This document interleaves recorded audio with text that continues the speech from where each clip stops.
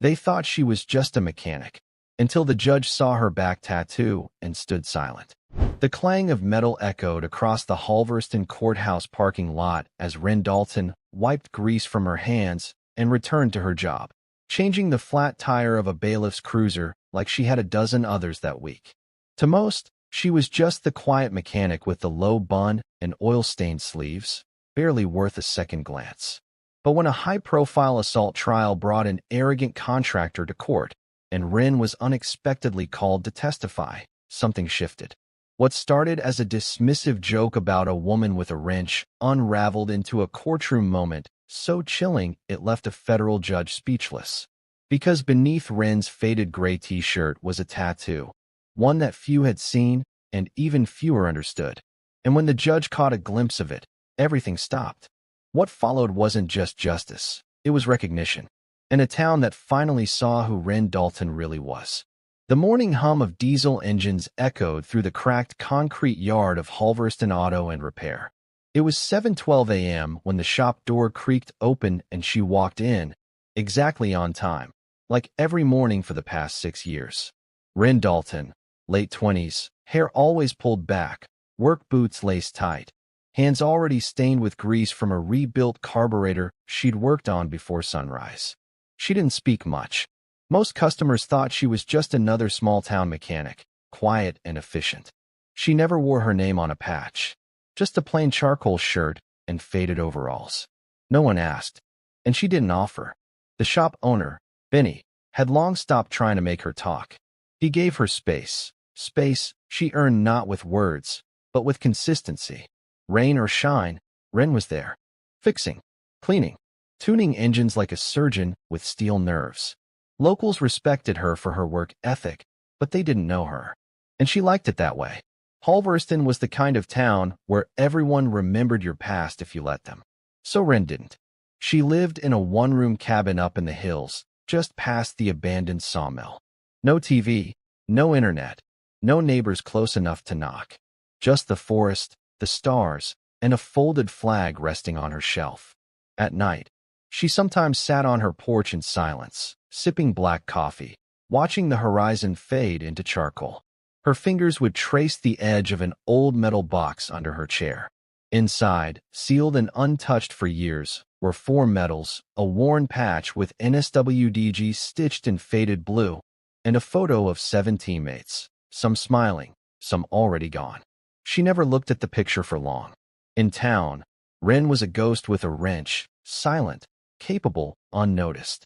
Until a kid showed up one Tuesday with a busted radiator and a face full of panic.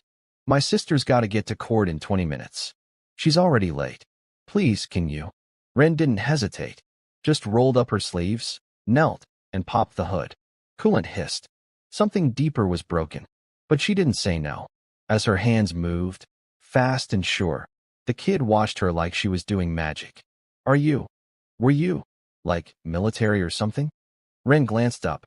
For a second, her eyes locked on his. Calm, heavy. She didn't answer, just tightened one last bolt and handed him the keys. "Go." He stammered a thank you, ran back to the car, and was gone in seconds. She stood in the dust, staring after them. She hadn't heard a military question in years. She thought it would end there, but it wouldn't, because the girl in the back seat of that car was about to walk into a courtroom that would change everything. The county courthouse in Halverston wasn't much to look at. An aging brick rectangle with flickering fluorescent lights and cracked linoleum tiles that whispered under every hurried step. But to Delia Torres, sitting in the back seat of her brother's steaming sedan, it might as well have been a fortress.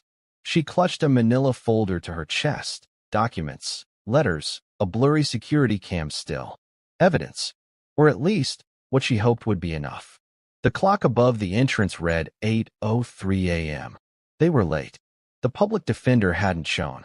Again, the last 2 court dates had been pushed back for scheduling conflicts, and Judge Ramsey had warned her, "Miss another one, and the court will proceed without you."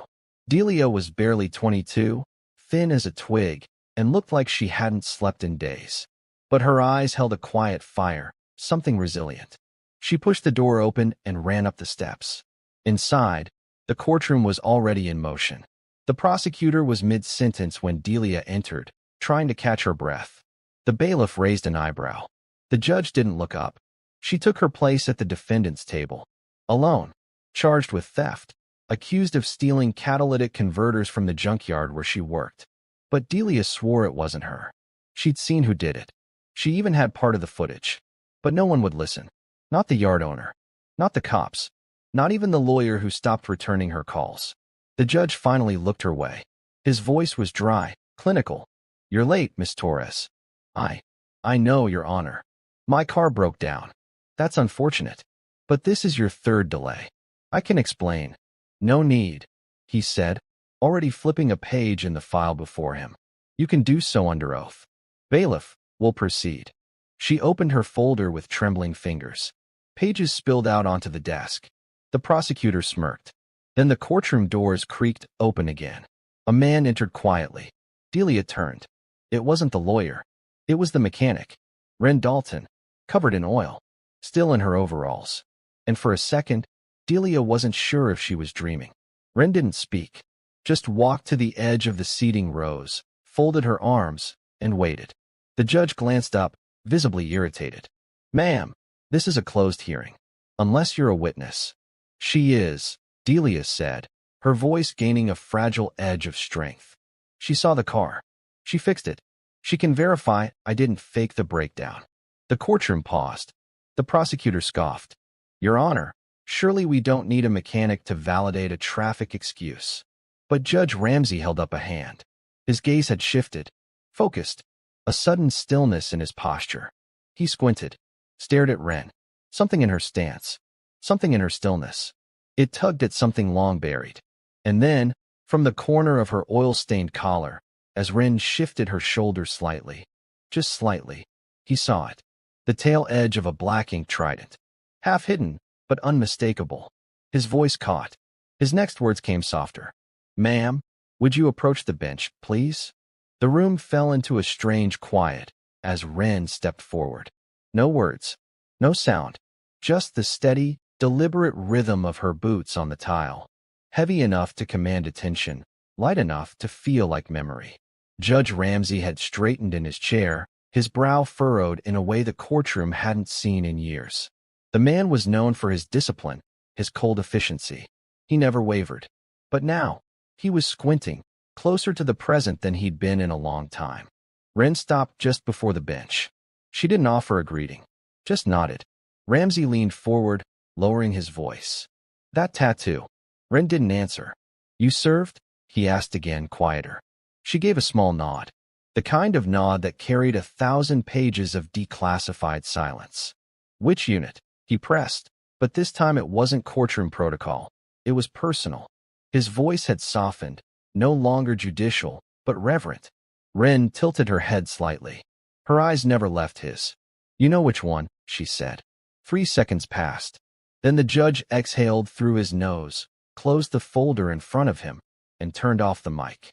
"You don't forget that ink," he murmured. "I haven't seen it since '09. Red Rock Canyon." Ren's jaw tightened. Something flickered behind her eyes. "You were there?" she asked. He nodded. "I was on the ground team," he said quietly. "Jag support, embedded. Lost 3 men before sunrise. And someone dragged me out of the kill zone with half a lung left." I never saw her face. Ren didn't smile, just blinked. Then her hand lifted and slowly tapped the left side of her ribs. "You were screaming in Pashto. I thought you were the enemy at first." The judge stared at her. His hands trembled slightly as he reached for his water glass. The courtroom hadn't moved. The bailiff glanced at the prosecutor, who sat frozen, unsure whether the proceedings had shifted into something sacred or political. Ramsey cleared his throat. "Turn on the mic again. Miss Dalton, are you willing to offer a statement regarding Miss Torres' claim?" Ren nodded. "Yes, Your Honor." "Swear her in." The bailiff approached. Ren raised her right hand. She didn't flinch as the words came. "I swear to tell the truth, the whole truth, and nothing but the truth." Her voice wasn't loud, but it had a weight behind it. Like granite, like something that had been forged through fire and never quite cooled. Ramsey leaned back in his chair, his composure slowly returning, but not all the way. As Ren stepped into the witness box, The judge didn't look at her the same way anymore. Neither did the room. She wasn't just a mechanic now. She was something else. Something remembered. Ren sat in the witness box with the quiet poise of someone who had waited in darker places, under heavier pressure, for far longer than anyone here could understand. Her posture was straight. Her hands rested calmly on her lap. She didn't fidget. She didn't shift. Judge Ramsey gave her a subtle nod. "You may proceed." The prosecutor rose, adjusting his tie, clearly trying to reclaim control of the room. "Miss Dalton, you claim you assisted the defendant this morning. Can you explain the nature of that assistance?" Ren didn't blink. Her brother brought in a busted Honda Civic at 7:12 a.m. I opened the hood, diagnosed the radiator, pinhole rupture. Pressure valve blew from overheating. I patched it enough for a short distance drive. Sent them on their way by 7:41. "And you're certain it was this defendant in the car?" "She was in the back seat," Ren said, pale, holding a folder to her chest. "She didn't speak. But yeah, I remember her." The prosecutor nodded stiffly. "And you have a timestamp? A receipt?" "No receipt. I didn't charge them." A flicker of smugness crossed the prosecutor's face. "Then your testimony is anecdotal." Ren tilted her head, gaze steady. "You want a timestamp? Pull the CCTV from the gas station across the street. They have front-facing cameras. My shop's in frame." The prosecutor hesitated. Judge Ramsey raised an eyebrow. "Counselor, I suggest you do just that." The courtroom stirred. Then Delia spoke up, her voice tentative. "Can I say something, Your Honor?" Ramsey looked to her, nodding once. She didn't just fix the car. She didn't ask questions, didn't roll her eyes. Everyone else did. She just helped. And I knew she didn't want to be noticed. But I couldn't stop thinking about the way she looked at me. Ramsey turned back to Ren. "You didn't have to come here," he said. "I know," she replied. "So why did you?" Ren was quiet for a beat. Then she spoke, and this time, it wasn't just about Delia. "Because I know what it's like when no one believes you. When the people who should stand up for you don't. Sometimes it only takes one voice in the room." Ramsey nodded slowly. He folded his hands, gaze lingering on the oil streaks still drying on her sleeves. Then his eyes drifted again, briefly, to the ink beneath her collar. The prosecutor sat down without another word. And for the first time that morning, Delia stopped shaking. Ren stood, waiting to be dismissed. She wasn't looking for thanks. She wasn't looking for recognition. She just looked at Delia, gave her the smallest nod, one warrior to another, and turned to leave. But Judge Ramsey's voice stopped her. "Miss Dalton." She turned. "That tattoo," he said carefully. "It's rare to see one like that outside of Arlington." Ren looked at him. Quiet. Resolute. "I carry it for those who didn't come back." Then she walked out. By noon, the air in Halverston buzzed with something unspoken. The courthouse emptied slowly, but the silence Ren left behind lingered like a scent no one could place. The bailiff had whispered something to the clerk. The clerk told the receptionist. By the time the prosecutor left the building, the mechanic from Halverston Auto and Repair was no longer just a name with grease under her fingernails. She was a question, a rumor wrapped in engine oil and scars. Back at the shop, Ren didn't mention a thing. She clocked back in like it was any other Tuesday. Changed the oil on a 97 Silverado. Rewired a taillight. Ate her lunch in silence, an apple and a protein bar, same as every day, and kept her back to the office door. But Benny noticed. The call started coming in just after 2. Not for repairs, at least, not really. "Is it true?" a woman asked, voice shaky. "Did you serve with the SEALs?" Another asked about her rates, but couldn't stop asking about the tattoo. Ren gave the same answer every time. "If you need your car looked at, bring it in. Otherwise, I can't help you." She wasn't angry, just tired. She'd seen what happened when attention crept in. Recognition, praise, it had a way of turning into something else. Curiosity, expectation, misunderstanding. She'd left that behind for a reason. But by the time she locked the gate at sundown, a folded note had been left under the windshield of her truck. It was written in rushed handwriting. "You probably don't remember me. My brother didn't make it back. But I think you were the one who stood at the funeral. I was 10. You saluted like he mattered. Thank you." Ren stared at the note a long while. She didn't recognize the name. That didn't surprise her. There had been too many funerals, too many flags folded, too many moments where silence had to do the talking. That night, she didn't go straight home. She drove up through the North Pass, out where the wind bent the treetops and the gravel roads turned soft from disuse. She stopped at an overlook. The valley below was painted in shades of orange and violet as the sun dipped low. She stepped out of the truck and opened the metal box. The medals were still there. The patch. The photo. She ran a finger across one face in particular, a man with a lopsided grin and haunted eyes. She hadn't said his name out loud in years. The stars were just starting to break through the dusk when she heard a soft crunch behind her. Boots. She turned. It was Judge Ramsey. No robe, just jeans and a jacket. He looked older now, less like the man behind a bench, and more like a man trying to remember what silence meant. "I hope I'm not intruding," he said. Wren said nothing. He nodded anyway. "I wanted to say thank you." "For what?" she asked. "For reminding me who I used to be." The wind tugged gently at Wren's sleeve as she stood beside her truck, eyes still on the box resting in the passenger seat. The judge remained a respectful distance away, hands in his coat pockets, his gaze fixed on the tree lean like it held answers he no longer expected to find. Wren didn't invite conversation, but she didn't walk away either. That, in its own quiet way, was permission. Ramsey cleared his throat. "I never got to thank her. The one who pulled me out. I always thought I imagined her. A ghost. She never left a name. No one else saw." Wren didn't respond immediately. She shut the lid of the box, gently, almost reverently, then turned toward him. "She didn't need a name," Wren said. "Just a job. She did it." Ramsey nodded slowly. "I used to think there were people in this world who just carried more weight. Quietly, without making others feel it. You reminded me of that today." She gave him a faint look, almost a smile, but not quite. "People don't really want to know who we were," Wren said. "Not really. They want stories. Clean ones. Hero stuff. But we don't come back clean." He took a long breath. "You came back alive." "Barely," she whispered. "Most of me didn't."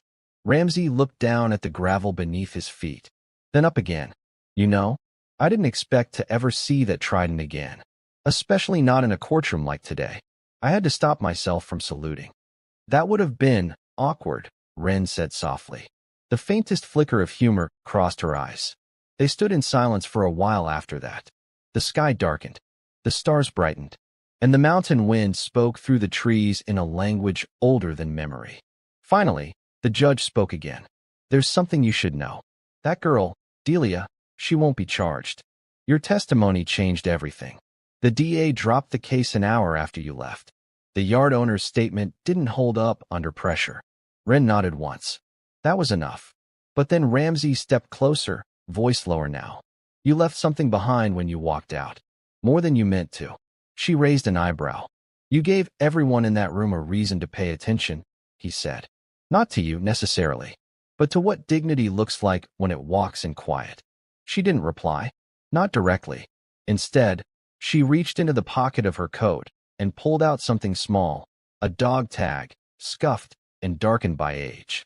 She held it out for a second, let him see the name, then tucked it back into her coat. "That's who I carry," she said simply.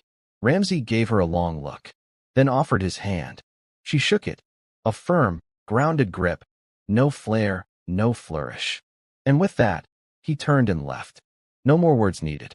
As his footsteps faded into the night, Wren looked up at the stars again. She wasn't alone. Not really. Not ever. The next morning came cold and gray. Fog hugged the hills and curled beneath the streetlights like ghosts refusing to let go. At Halverston Auto and Repair, Wren arrived early. Earlier than usual. The sun hadn't even cracked the horizon. She rolled open the main garage door and stepped inside, her boots echoing in the stillness. The scent of motor oil, steel, and old coffee greeted her like an old friend. It was the kind of silence she trusted, pure, functional, honest. She got to work without music, without distraction. Just the clink of tools, the soft hum of fluorescent lights, and the rhythm of her breath. Under the hood, her mind could drift without losing control.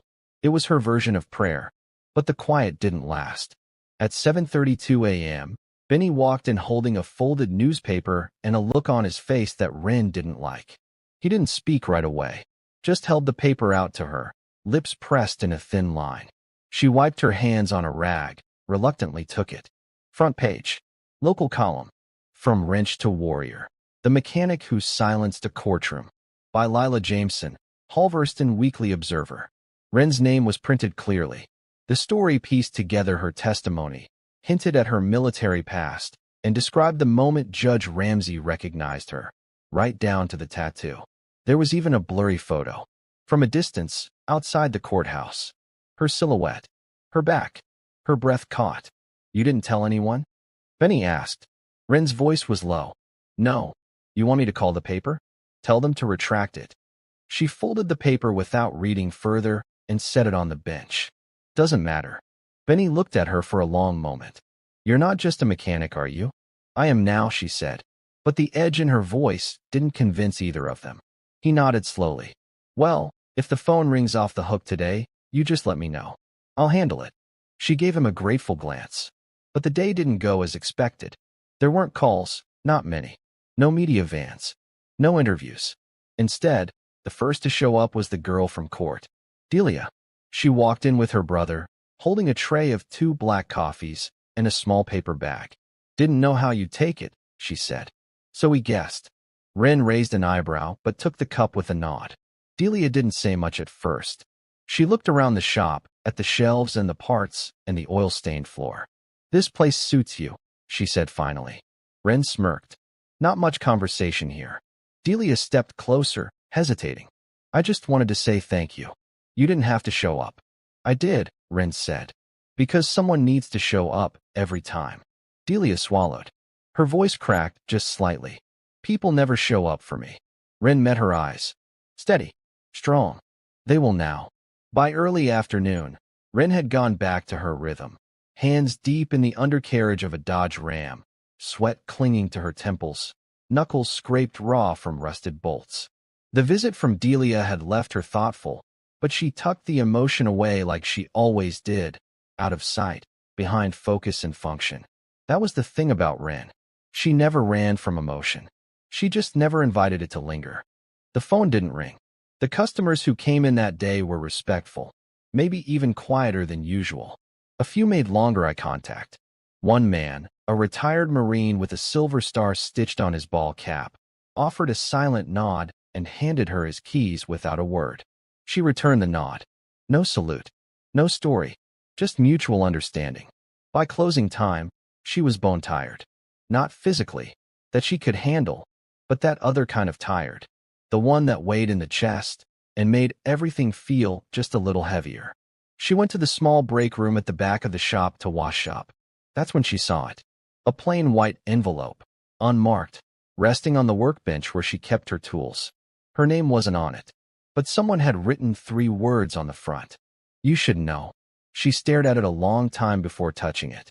Inside was a single sheet of paper. No signature, just a typewritten message. Asterisk, I was at the hearing. I recognized the tattoo. I was 3rd Squad, Fallujah, 2010. You pulled my CO from a burning Humvee. He didn't make it, but I never forgot your face. I saw the photo in the paper. I just wanted you to know, someone remembered. Asterisk. Ren sat down, the letter in one hand, a trembling breath in the other. Fallujah, 2010. She hadn't thought about that night in years. The screaming, the smoke, the gunfire rattling like bones in a coffin. The way she dragged Captain Evers through 200 yards of broken glass and blood, praying with every step. He died in the medevac chopper. They'd told her it was a waste of effort. But someone had remembered. She folded the letter carefully, set it inside her toolbox, right beside the dog tag. For the rest of the night, she worked in silence. But something had shifted. Something inside her chest that had been locked down for years had clicked open just a little. A quiet acknowledgement. A piece of herself coming back into the light. As she locked up the shop, a breeze moved through the alley. Soft, warm, almost like a whisper. And for the first time in a long time, Ren didn't feel invisible. The next morning brought rain. Not the dramatic, thundering kind, but a gentle, persistent drizzle that softened the world, made the roads shine like black mirrors, and wrapped the town of Halverston in a quiet hush. Wren arrived before dawn, as always. But today, something was different. There was a car already parked outside the shop, an old Buick, blue and sun-faded. No one inside. No movement. Just the car. And a note tucked under the driver's side wiper blade in crisp, weatherproof plastic. Wren approached slowly, cautiously, every instinct honed by years of patrols and protocol. She scanned the lot, the rooftops, the street corners. Nothing. She pulled the note. Typed again. One line. Thank you for saving him. I never got the chance to tell you. I was 12. No signature. Just a heart drawn in pen beside the words. Wren exhaled. This was the third message in as many days. Not all in person. Not all face-to-face. But word was spreading. She didn't want fame. Never had. But there was a strange grace in these silent acknowledgments. Like whispers from lives she had touched. Lives that had kept going after hers had broken apart. It was strange how a tattoo could speak louder than 1,000 words. Back inside, Benny waited with 2 mugs of black coffee. No questions. Just presence. He slid one across the workbench. You good? Wren took it without answering. She sipped. The warmth grounded her. Benny leaned against the doorframe, arms crossed. You know, I saw that tattoo once. Years ago, before I hired you. Wren raised an eyebrow. He shrugged. Didn't say anything. Didn't need to. You look like someone who earned silence. She gave him a faint smirk. Most people ask. Most people don't know what they're asking. She nodded at that. Then he looked down at his feet. Thoughtful. You ever think about telling people? Not the paper, not the town, but just someone. Wren didn't answer at first. Then, I did. Once. Who? My brother. Benny blinked. You never mentioned a brother. Yeah, she said softly, staring into her mug. That's because I don't anymore. The room fell still. She took a slow breath, then stood, setting the coffee aside. Time to get back under the hood. Benny watched her go. Back into the bay, back into the hum of machines and steel and control. But something lingered in the air. A shift. Not weakness. Just memory. And maybe, just maybe, the beginning of something harder than silence. Healing. The night settled over Halverston like a thick velvet curtain, soft and suffocating in its quietude. Inside Wren's small cabin, the only light came from a flickering oil lamp perched on the rough-hewn wooden table. Its warm glow barely held back the shadows that crept along the walls. Shadows that whispered stories of battles long past and memories carefully locked away. Wren sat alone, her silhouette stoic against the dim light. The day's events weighed heavily on her chest, the kind of heaviness that no physical wound could cause. Her fingers, calloused and steady from years of handling machinery and weapons alike, reached into a worn leather satchel resting beside her chair. From within, she pulled out a stack of letters, each one folded and creased from years of storage. The paper was yellowed, edges frayed. These were messages from the families of fallen comrades, from old friends who never forgot, and from voices silenced too soon, but still echoing in the quiet corridors of her mind. Carefully, she unfolded one and traced the neat handwriting with a trembling fingertip. The words were simple, yet heavy. Your brother was proud to have served beside you. Another spoke of a funeral wreath laid at a distant military cemetery, a small gesture of gratitude that had never reached her. Between the letters rested a photograph, faded but unmistakable. 7 faces looking back at her, some smiling through the weight of hardship, some haunted by things no photograph could capture. The man with the lopsided grin and haunted eyes was there, too, though he was gone from this world, but never from her memory. The room was still except for the soft rustle of paper and the distant howl of the wind through the pines. For a moment, the past seemed to press into the present with a force that was almost unbearable. Then came a knock at the door. Soft, tentative. Wren's breath caught. The photo lingered in her hand as she turned toward the sound. The knock came again, lighter this time, almost hesitant. She rose slowly, moving toward the door with the grace and caution of someone who had learned to expect the unexpected. When she opened it, there stood Delia, the young woman whose own struggle had brought them together. Her eyes were wide but steady, filled with a mixture of hope and determination that Ren recognized immediately. "I thought you might need some company," Delia said quietly, stepping inside without waiting for an invitation. Ren didn't respond right away. She closed the door behind her and gestured toward the worn armchair beside the oil lamp. Delia sat, folding her hands in her lap. For a long moment, neither spoke. The silence between them was thick, but not uncomfortable. It was a silence filled with understanding, the kind that only grows between those who have walked through fire in very different ways. Delia broke the quiet first. She spoke of her own battles, being judged unfairly, dismissed, and feeling invisible in a world that was quick to overlook her. The fear of never being believed. The exhaustion of fighting alone.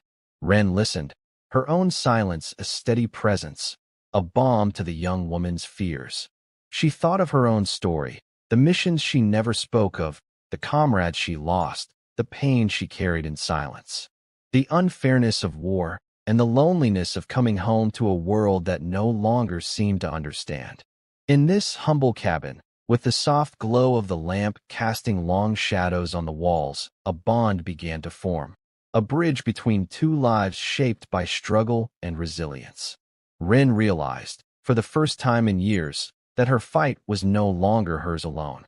It belonged, in some small way, to those who needed her now, those who had been overlooked and unheard. Together, they shared stories neither had planned to tell. The night stretched on, full of quiet revelations, and for the first time in a long time, Rin felt a fragile hope take root. She wasn't alone anymore.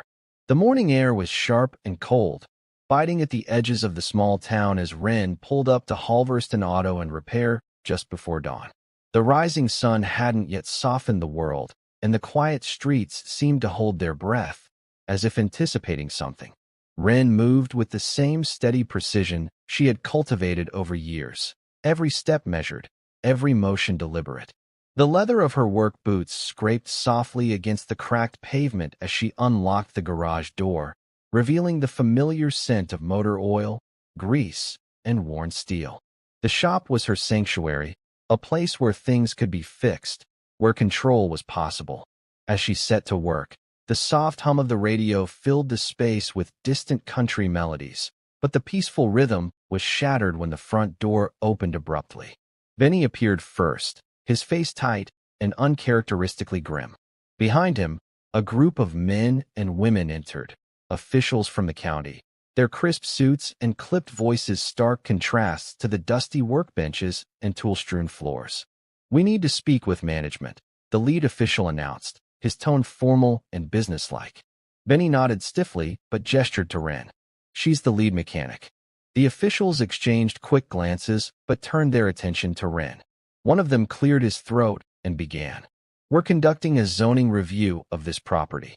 There's concern that the current operation doesn't comply with updated municipal codes. It may require a shutdown or relocation." Rin listened carefully, the words washing over her, but failing to unsettle her. She had dealt with pressure before, the kind that didn't come from wrenches or engines, but from bureaucracy and quiet battles for survival. When an official turned toward her with a dismissive smile and said, "This isn't your fight," Ren's jaw clenched and her gaze hardened. "This is my fight," she replied steadily. "This shop isn't just a building. It's a lifeline for this town. People come here because they trust us. They count on us. I'm not just a mechanic. I'm part of this community." Her voice was calm, but it carried the quiet fire of someone who had faced far worse, the unyielding discipline of years spent in the shadows of conflict, where surrender was never an option. The officials shifted uncomfortably, surprised by the resolve they hadn't expected. Ren continued, "You can make your reports and your plans, but remember, you'll have to answer to the people who depend on this place. And I'm one of them." The lead official hesitated, then gave a nod. "We'll take your concerns under advisement." Benny stepped closer and gave Ren a proud nod, his respect for her deepening in that moment. The confrontation left the air thick with tension, but as the day unfolded, the shop continued its steady rhythm. Customers came and went, farmers, delivery drivers, town residents. all greeted by Wren's quiet competence and steady hands. That evening, as Wren prepared to close, she noticed something pinned to the dusty bulletin board near the back door. A small note scrawled hastily on a scrap of paper. Not all battles are fought on foreign soil. Stay strong. Her fingers brushed the faded ink, and a faint smile tugged at the corners of her mouth. She understood that battle well. No gunfire, no medals, but no less vital. Some fights were quieter, fought in boardrooms and behind closed doors, fights for respect, for survival, for community. And Wren Dalton was ready for every one of them. The morning fog lay thick over Halverston, wrapping the town in a muted gray silence that felt almost sacred. Wren's truck rolled slowly into the parking lot of Halverston Auto and Repair, tires humming against wet asphalt slick with overnight dew. The air smelled faintly of damp earth and pine, a quiet reminder that the world outside had its own rhythm, indifferent to the battles she carried beneath her skin. She stepped out, her boots meeting the pavement with deliberate calm. The door creaked open, releasing the familiar sense of motor oil, worn leather, and cold metal. The shop was a sanctuary, quiet, ordered, and steady, a stark contrast to the chaos she'd once known. But today, something had changed. The atmosphere inside the shop was charged with whispers and sideways glances. Word had spread, quietly but swiftly, about her courtroom appearance and the moment Judge Ramsey recognized the tattoo on her back. The local community, once oblivious, was now grappling with the truth of the woman they'd underestimated. Benny approached cautiously, holding a folded newspaper in his hands. The headline was bold, almost impossible to ignore. Local mechanics' military past sparks community reflection. Wren's lips pressed into a thin line. She wasn't sure she wanted this kind of attention, the kind that stirred memories better left untouched and demanded explanations she wasn't ready to give. Before she could say a word, the shop door swung open with unexpected force. All eyes turned as a tall, confident figure stepped inside. His posture was rigid but carried the ease of someone who had long since mastered control. His jacket was simple, civilian, but the presence he carried was unmistakable. Wren Dalton, the man said, his voice steady but warm. "It's good to see you." Wren's gaze sharpened as she took in the newcomer. "Major Daniel Harper," she replied, voice calm but guarded. "I didn't expect to find you in Halverston." He gave a faint smile, one born of shared history. "Neither did I, but I came for a reason."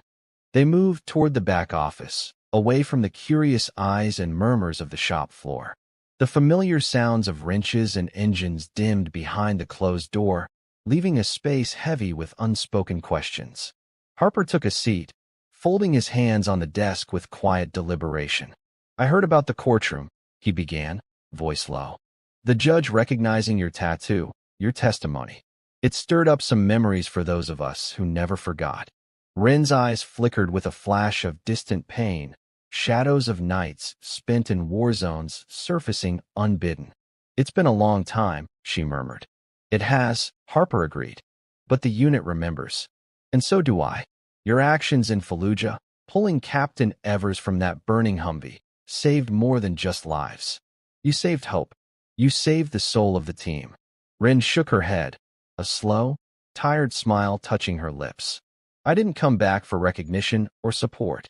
Harper's gaze softened, understanding the weight behind her words. "I know, but sometimes support isn't about the past. It's about what comes next. You don't have to carry it all alone anymore."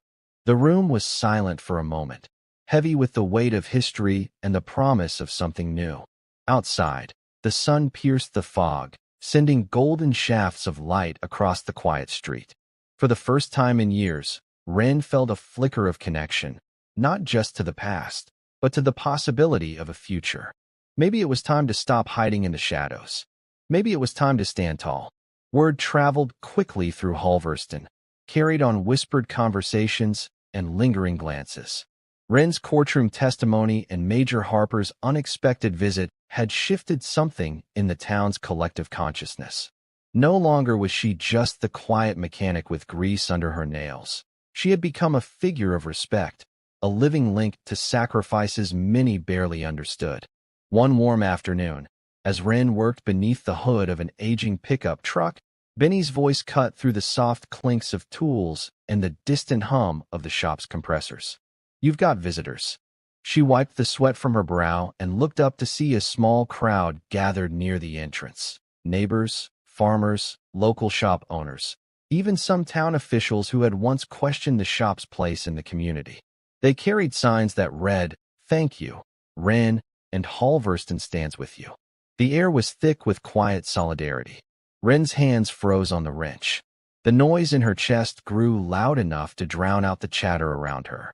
For a moment, she hesitated, unsure if she was ready for this. Slowly, she set the tool aside and stepped outside, the afternoon sun casting long shadows behind her. The crowd grew still as she faced them, their eyes bright with admiration and gratitude. "I never asked for this," she began, voice steady but soft, laced with humility. "I'm just doing what needs to be done." An older farmer with weathered skin stepped forward. His voice was low but firm. "You've done more than that, Wren. You've reminded us what it means to stand strong, even when no one's watching." A mother holding her child nodded, her eyes glistening. "You're proof that those who serve quietly carry the heaviest burdens, and we owe them more than we say." Other voices joined, murmuring their agreement. Wren's gaze swept the crowd, faces marked by years of hardship and hope, bound together by shared respect. She felt something deep inside shift, a fragile, new sense of belonging. In that moment, she was more than a mechanic. She was a symbol of resilience, a quiet hero for a town remembering how to honor those who give everything without fanfare. As the gathering slowly dispersed, Delia approached quietly and slipped a folded envelope into Wren's hand. Inside was a photograph, the 7 faces of the unit, captured forever in a moment of defiant camaraderie. Wren held it close, a silent promise that their stories would not be forgotten. The sun dipped low behind the hills of Halverston, casting long amber shadows across the dusty road leading to Wren's cabin. Crickets had already begun their nightly symphony, and the warm breeze carried the scent of cedar and motor oil, a strange blend that somehow felt like home. On the porch, Wren sat with her elbows on her knees. The old photograph Delia had given her resting in her palms. The image was frayed at the edges, its color slightly faded. 7 faces stared back at her, strong, defiant, alive. Her old unit, brothers and sisters in arms. Wren's thumb hovered over Captain Evers, the man with the crooked smile and perpetually dirty boots, who used to sneak rations to strays in Kandahar. He was gone now. So were 2 others in the picture. What remained was memory. Wait, ghosts that whispered only when the world was quiet enough to hear them. The screen door creaked open behind her. Benny. He carried 2 mugs, the scent of black coffee rising between them. "Didn't figure you for a night owl," he said gently, stepping outside. Wren glanced at him with a tired smile. "Didn't figure you for someone who drinks it this late." He offered her a mug, then settled into the chair beside her. The wood groaned under his weight, but the silence between them was comfortable. Familiar, as if they'd sat like this 100 nights before, though they never had. They sipped quietly for a while. Stars began to blink overhead. "You don't talk much about it," Benny said finally, keeping his eyes on the treeline. "Your service, I mean." Wren took a slow breath. "There's a lot I could say, but most of it wouldn't make sense unless you were there." He nodded, not pressing. She set the photo down on the railing, propped against a flower pot. "We weren't heroes every day. Some days we were just surviving. And some days, surviving was enough." Benny leaned back, taking that in. Wren's voice was soft, but steady. "Evers saved a kid once, dragged him out of a collapsed bakery after a blast. No cameras, no medals. Just dust and blood and quiet prayers. He didn't make it home, but the kid did. That has to count for something." "It does," Benny said, his voice thick. The wind shifted, brushing her hair back from her face. "I tried to disappear after I left," she continued. "Thought if I kept my head down, if I just turned wrenches and kept busy, the noise would stop. But it never really does. Not unless you let it breathe." He nodded again, this time slower. "That's why you didn't run from the courtroom. Or the judge. Or the town. No, Ren said. Because someone needed to stand. Might as well be someone who already knows how. They sat there for a long while after that. Two people watching the stars from the edge of nowhere. A soldier and a friend, saying little, understanding everything. And above them, the night sky shimmered like a flag no one could see, stitched from silence, honor, and the quiet kind of courage that asks for nothing in return. The next morning came quiet and slow, but not without purpose. Ren was already awake before the sun kissed the horizon, standing at the edge of the clearing behind her cabin. She wore the same black tank top from the day before, the same oil-stained jeans, but something about her posture had changed. The weight she carried hadn't vanished. No, it was still there, etched into her bones, but now it had a shape, a direction, a reason. The engine from her old truck rumbled behind the cabin.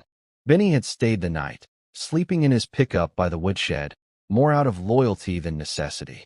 When he stepped out, rubbing the sleep from his eyes, he saw her standing there, quiet, deliberate, as if communing with something older than both of them. You heading somewhere? He asked. She didn't turn around. Back to the shop first, then into town. I've got work to finish. Judge left things kind of open-ended. He left things visible, she said. Now I make sure it stays that way. Benny exhaled through his nose. You ever going to tell me what that tattoo means? Ren turned at last. Her eyes met his, not evasive, but piercing.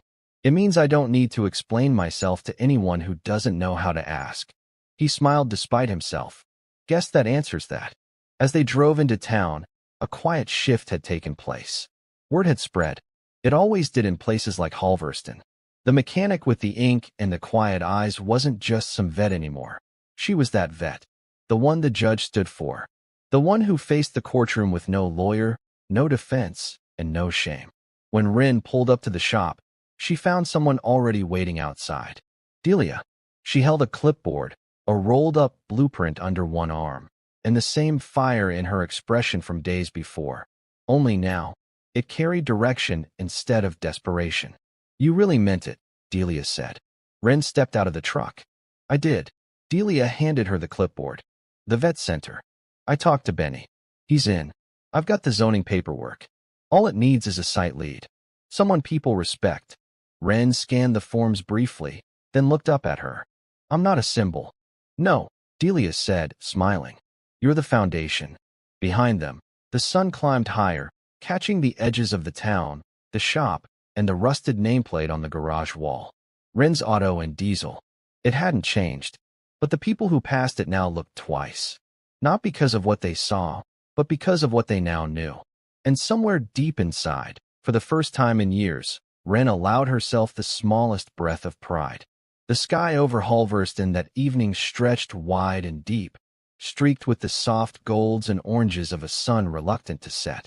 There was a quietness in the air, not empty, but full of something unseen but deeply felt, like the echo of a vow spoken long ago. Ren stood at the far edge of the community lot, beside a newly installed wooden sign that read, Halverston Veterans Resource and Repair Cooperative. The wood was still raw, the lettering hand-painted. Delia stood a few feet away with a hammer in her hand, a smear of paint on her cheek, and a smile brighter than any she'd worn before. Around them, volunteers worked to clear the ground, moving old debris, raising temporary structures, sketching future blueprints with chalk and hope. It wasn't much yet, but it was something. It was starting. Ren turned toward the group and caught sight of someone approaching through the thinning dusk. Judge Ramsey.